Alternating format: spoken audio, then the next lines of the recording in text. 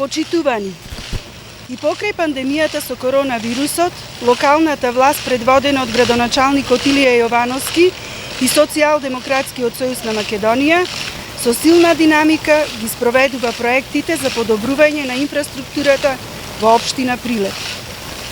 Паралелно со реконструкцијата на булеварот Гоце Делчев, на потегот од некогашната градска кафеана до Центарот за култура Марко Цепенков, се врши замена на старата водоводна бетонско-азбестна мрежа со нова и современа полиетиленска во вкупна должина од 280 метри.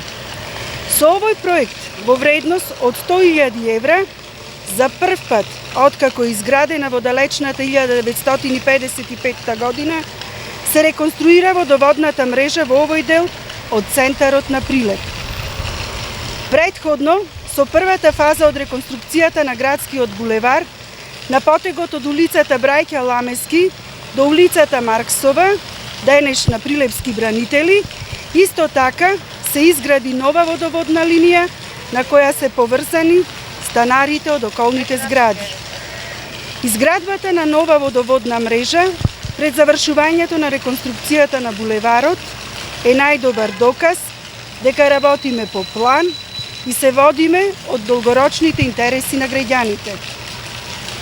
Новиот градски булевар со реконструирана подземна инфраструктура, со 4 коловозни ленти, велосипедски патеки, тактилни траки за слепи лица, нови гранитни тротоари, централно осветлување и нова урбена опрема, ќе представува вистинска гордост на градот и на граѓаните на Прилеп.